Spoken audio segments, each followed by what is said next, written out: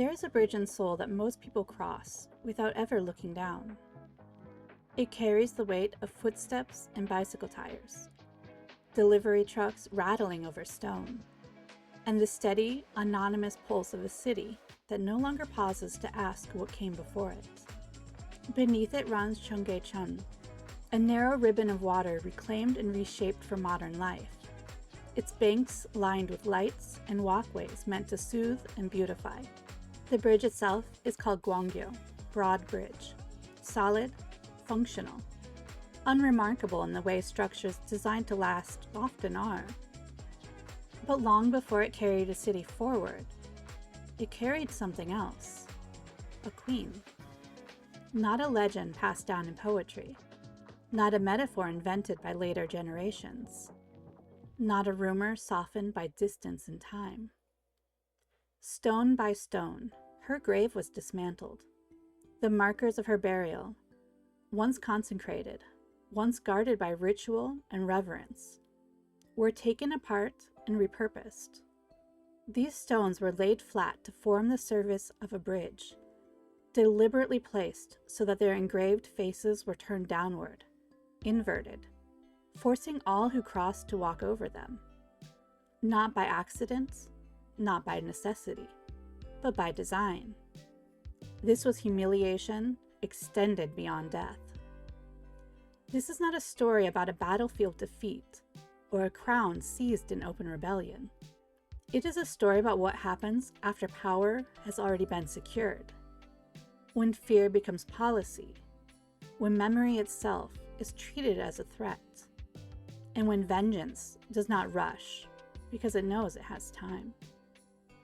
This is the story of Queen Sindeok of Joseon, a woman who stood at the center of a dynasty's creation, and whose punishment did not end with her death. Queen Sindeok entered Yi Seong-gae's life at a moment when the world around him was already collapsing. The Goryeo Dynasty, which ruled Korea for nearly 5 centuries, was hollowing out from within. Its court was paralyzed by factional infighting, its authority weakened by corruption, and its legacy strained by foreign pressure and internal decay. Power no longer flowed cleanly from the throne. It pooled around generals, ministers, and regional strongmen who understood that the old order was failing. Yi Seong-gae was not yet a king, but he was no longer merely a general. His campaigns shifted borders. His decisions reshaped alliances. His name traveled faster than royal decrees, carried by soldiers who trusted him more than they trusted the dynasty they were ordered to defend. Sindeok did not marry into stability. She married into uncertainty, into the dangerous space where collapse creates opportunity, and where survival depends on reading the direction of history before it becomes obvious. She was not born into the royal family, nor did she arrive with the weight of tradition behind her. What she brought instead was perception. She observed before she spoke. She listened carefully, cataloging which officials shared policy quietly behind screens, which voices mattered even when they whispered, and which rituals were symbolic rather than decisive.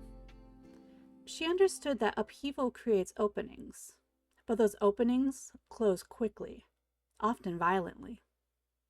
More importantly, she grasped something many others did not yet fully understand. The new dynasty would not be ruled by swords alone. It would be ruled by law, ideology, and legitimacy, constructed deliberately and defended fiercely. When Yi Seong-gae became King Taejo, founder of Joseon, Sindeok became queen at the most dangerous moment a crown can exist, when nothing is settled, when rivals still breathe, and when the future has not yet chosen a single path. Then she bore him sons, and the future stopped being theoretical. The palace never forgot the first queen. Queen Sindeok, Taejo's first wife, had died before Joseon was formally founded, but her presence still lingered through her sons. They were older, hardened by war and scarcity, and deeply conscious of what they had sacrificed during the violent transition from Goryeo to Joseon. They had marched, fought, negotiated, and killed in the dynasty's name before it even had a name. Among them stood Yi Bongwan. He was intelligent, articulate, and unnervingly precise in his understanding of power. He had raised armies, broken allegiances, and played a decisive role in dismantling Goryeo itself. To him, Joseon was not a philosophical experiment. It was something he built with blood, strategy, and personal risk.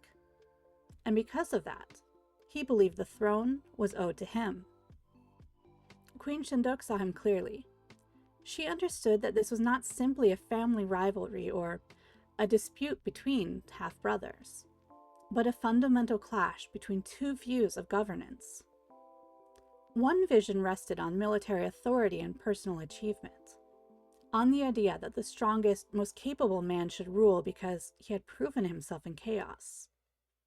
The other rested on Confucian order, bureaucratic restraint, and institutional continuity, on the belief that kings should govern within limits, and that power should be distributed through law rather than seized by force. Sindeok aligned herself with the second path, not because it was gentler, but because it offered predictability. And predictability, she believed, was the only shield her children could have. At her side stood Jung Do-jun, the chief architect of Joseon's political philosophy. Together, they envisioned a state in which ministers held real authority, the king was constrained by law, and succession could be managed rather than fought over. It was an idealistic vision, and it made enemies everywhere. The naming of a crown prince is never mere ceremony. It is a declaration of which future the court is expected to serve, and which future is being quietly closed off. When King Taejo named Yi Bong-suk, Queen Sindeok's youngest son, as crown prince, the palace did not erupt in protests. Instead, it fell into a heavy, dangerous silence. Bong-suk was young, inexperienced, and entirely dependent on the adults around him, which meant power would not flow through him directly. It would flow around him, through ministers, advisors, and regents. To Queen Sindeok, this was not reckless ambition. It was a calculated attempt to preserve balance, to delay a militarized succession, and to protect her sons from men who understood violence far better than children ever could. To Yi Bongwan, it was betrayal. From that moment forward, the palace ceased to be a home. It became a battlefield without drawn swords, where every gesture carried intent, and every alliance was provisional. Queen Sindeok fell ill suddenly. The records offer little insight into her final thoughts, but the absence itself speaks volumes. She understood court politics too well to believe that her influence would survive her. The alliances she had built were not bound by affection, but by her continued presence as their anchor. Her death in 1396 removed the single strongest barrier protecting her sons. King Taejo was devastated. He ordered her burial conducted with full royal honors, and her tomb was constructed near the capital. Visible, dignified, unmistakably the resting place of a queen who had mattered. For a brief moment, grief held the kingdom still. But grief, unlike ambition, does not endure. What followed was swift, methodical, and irreversible. Yi Bongwan acted. The first strife of princes was not a war in traditional sense. It was an operation, planned carefully, executed precisely, and justified afterward as necessity. Jung Do-jun was killed. Queen Sindeok's sons were murdered, their youth offering no protection. Their supporters were silenced, exiled, or erased from official records. This was not merely political victory, it was annihilation. When King Taejo learned what happened, he was broken. The dynasty he had founded now stood on the bodies of his own children. Unable, or unwilling, to rule a kingdom soaked in that blood, he abdicated the throne and withdrew from public life entirely. The future Queen Sindeok had imagined vanished with her sons. Yi Bangwan ascended the throne as King Taejo. Once his rule was secure, he turned not only to governing, but to memory itself, or more precisely, to controlling it. Queen Sindeok's honors were stripped. Her status was reduced. Her role in Joseon's founding was quietly minimized, then deliberately obscured. And then came the final act. Her tomb, once sacred ground, was dismantled. The stones that marked her grave were taken and reused to build the Gwangyo Bridge. They were placed upside down, ensuring their carved faces would be pressed into the earth, while countless feet passed over them above. In Confucian culture, burial rites and ancestral respect are not symbolic gestures. They are moral foundations.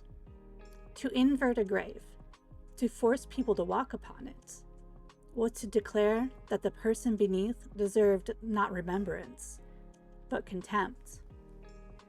Joseon history is filled with purges, betrayals, and bloodshed. What makes Queen Sindeok's story distinct is not simply that she lost, but how completely she was erased. She lost her children, her political vision, and even the permanence of her resting place. Her defeat did not end with death. It was built into the landscape. Dynasties often celebrate their founders. They rarely dwell on the women who stood beside them, or the price those women paid when their visions conflicted with the men who survived.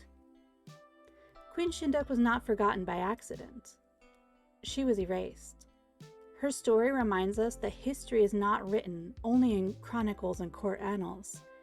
It is written in stone, reused for new purposes, in water flowing over what was once sacred, and in silences people learn not to question.